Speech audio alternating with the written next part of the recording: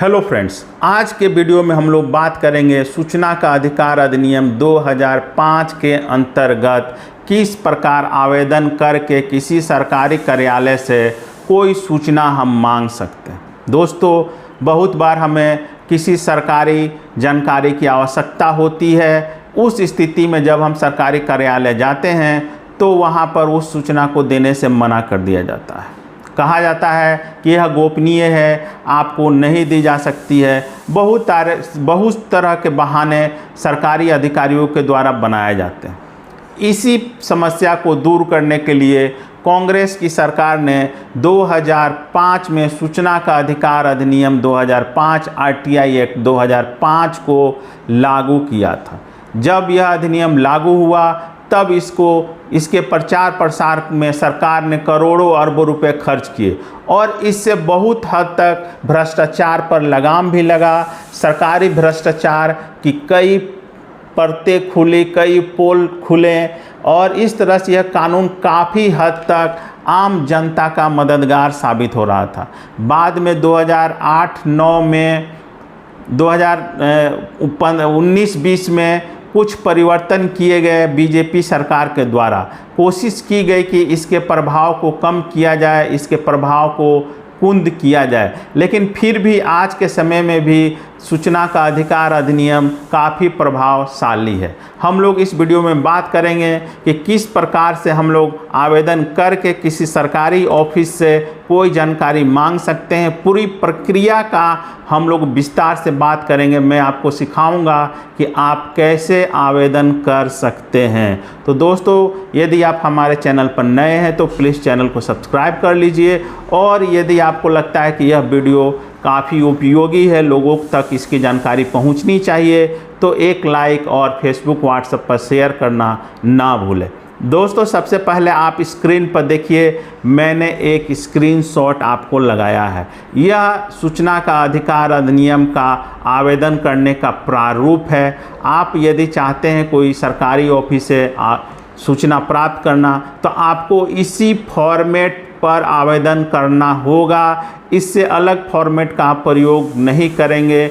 आपको इस प्रकार का आवेदन प्रिंटेड छपा हुआ भी मिल जाता है। आपका जो जिला कचहरी है वहाँ पर मिल जाएगा, या फिर जहाँ पर फॉर्म वगैरह जो मिलते हैं सरकारी नौकरी के वहाँ पर इसका आवेदन का प्रारूप मिल जाएगा। नहीं तो आप ये इस वीडियो का स्क्रीनशॉट लेकर खुद से हाथ से भी लिख सकते हैं, टाइप भी करवा सकते हैं, कोई दिक्कत नहीं। हाथ से आप लिखे तो स्पष्ट अक्षरों में लिखे जो पठनीय है, क्योंकि बहुत बार क्या होता है कि सरकारी अधिकारियों के द्वारा यह बहाना बना दिया जाता है आपको रिप्लाई देने में कि यह पठनीय नहीं है, इसलिए आवेदन को लौटाया जा रहा। तो इस प्रकार यह गलती आप ना करें। अगर हाथ से लिखें तो साफ सुथरा लिखें। तो आइए दोस्तों शुरू करते हैं कि कैसे लिखना है। आपको देखिए ऊपर में जो लिखा हुआ है साफ साफ लिखना है सूचना का अधिकार अधिनियम 2005, ऐसे ही सेम ऐसे ही लिख देना है। उसके नीचे जो लिखा हुआ है ब्रैकेट में सूचना का अधिकार अधिनियम 2005 की धारा 6 अंडर ब्रैकेट 1 के अंतर्गत आवेदन पत्र, सिर्फ आपको इतने लिखना, प्रारूप नहीं लिखना है, सिर्फ आवेदन पत्र तक लिखना है। एक नंबर फर्स्ट कॉलम में आपको अपना नाम लिखना है जिसमें लिखा हुआ है आवेदक का नाम। दूसरे कॉलम में आपको अपना पूरा पता, ईमेल एड्रेस, सारा कुछ लिख देना है, ठीक है। तीसरा नंबर में आपको मोबाइल नंबर, लैंडलाइन नंबर दोनों देना है। यदि लैंडलाइन नहीं है तो सिर्फ मोबाइल नंबर दीजिए।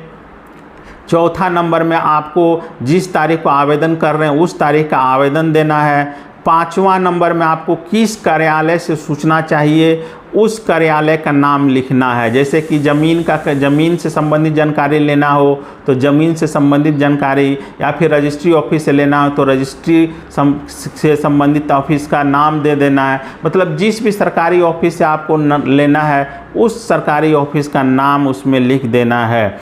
छठा नंबर जो सबसे महत्वपूर्ण है वो है कि आप क्या जानकारी चाहते हैं। आपको इसका लिखित में देना होगा कि आप कौन सी सूचना उस ऑफिस से मांगना चाहते हैं। इसका डिटेल रूप से वर्णन करके लिखें, जिससे कि उस ऑफिस में कार्य करने वाले लोगों को जानकारी सही से मिल सके और अस्पष्ट नहीं हो। अस्पष्ट होने की स्थिति में जो सरकारी कर्मचारी होते हैं वो बहाना बना देते हैं, बोल देते हैं आपके द्वारा मांगी गई सूचना अस्पष्ट है, क्लियर नहीं है। तो इस तरह के बहाने बनाए जाते हैं। तो आप जो भी जानकारी मांगे स्पष्ट रूप से मांगे, उसको क्लेरिफाई करें कि आप क्या जानकारी मांगना चाहते हैं। 7वां नंबर में है कि आप RTI मतलब सूचना के अधिकार अधिनियम के अनुसार किस प्रकार से आप जानकारी चाहते हैं। मतलब आप लिखित में जानकारी चाहते हैं या फिर आप कोई रिकॉर्ड है उसका निरीक्षण करना चाहते हैं या फिर आप रिकॉर्ड का प्रमाणित कॉपी चाहते हैं। मतलब किस प्रकार की जानकारी आप RTI के अनुसार आप 6-7 तरह से जानकारी ले सकते हैं। जैसे कि किसी डॉक्यूमेंट का आप नकल ले सकते हैं। आप डॉक्यूमेंट को देखना चाहें तो उसके देखने की भी व्यवस्था होती है, आपको पूरा डॉक्यूमेंट दिखाया जाए तो आप देख सकते हैं। या फिर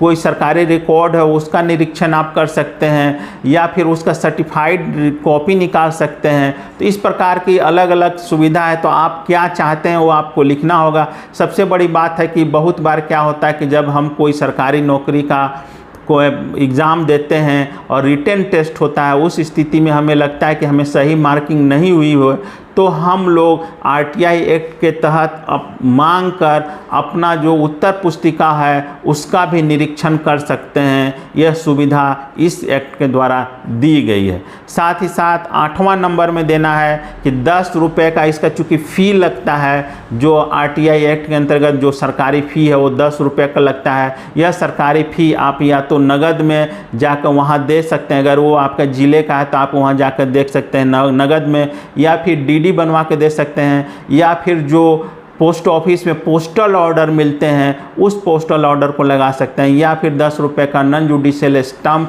पेपर उसके साथ अटैच कर सकते हैं, और जिस पर आपका रसीद का संख्या और डेट वगैरह सारा मेंशन रहेगा।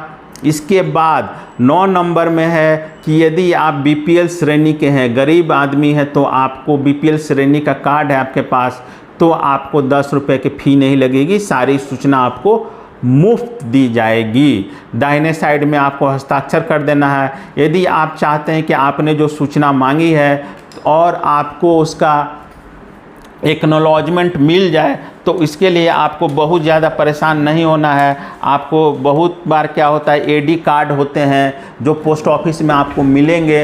इस प्रकार के देखिए कार्ड होते हैं पोस्ट ऑफिस में, जो एक्नॉलेजमेंट कार्ड जिनको हम लोग बोलते हैं। आप इस एक्नॉलेजमेंट कार्ड पर क्या करें कि अपना नाम, पता सारा कुछ लिखकर आवेदन का तारीख और जैसा ही नीचे कॉलम बनाया गया है 1 नंबर में आपका आवेदन प्राप्त होने का डेट दे देना है और छोड़ देना है। वो भरेंगे, जिनको मिला है रिसीव हुआ वो लोग भर के आपको वापस करेंगे। ठीक है, तो सारा जैसा जैसा इसमें बताया गया, आवेदन को वांछित जानकारी प्राप्त करने हेतु अग्रिम कार्रवाई हेतु उपस्थित होने का दिनांक, यदि आप निरीक्षण करना चाहते हैं किसी डॉक्यूमेंट को तो आप किस दिन आ सकते हैं उसकी जानकारी दी जाएगी। साथ ही साथ 3 नंबर में लिखा है कि संबंधित शाखा अधिकारी से जानकारी उपलब्ध होगी, मतलब किस अधिकारी से आपको मिलना है उसकी सूचना आपको उस एक्नॉलेजमेंट वाले पोस्ट कार्ड में दे दी जाती है। तो ये बहुत ज़रूरी है, आप अपने RTI के आवेदन के साथ साथ एक एक्नॉलेजमेंट का पोस्ट कार्ड ज़रूर लगाएं, जो इस प्रकार का होता है। जो पहले आप लोग को पता होगा पोस्ट कार्ड चलता था, अभी इस तरह का आता है, अलग अलग तरीके का होता है। तो आप कोई भी पोस्ट ऑफिस में मांगिएगा कि हमको AD चाहिए तो AD के नाम से जाना जाता है, तो आपको दे दिया जाएगा। उसके नीचे साइन करके वो अपना आपको दे देंगे। तो मैंने बहुत ही शॉर्ट और आसान और साधारण भाषा में समझाया कि किस प्रकार से आप RTI 2005 के अंतर्गत सरकारी ऑफिस से कोई सूचना मांग सकते हैं या फिर वहां जाकर किसी सरकारी डॉक्यूमेंट का निरीक्षण कर सकते हैं। उम्मीद करता हूं कि मेरे द्वारा दी गई जानकारी आपको अच्छी लगी होगी। धन्यवाद।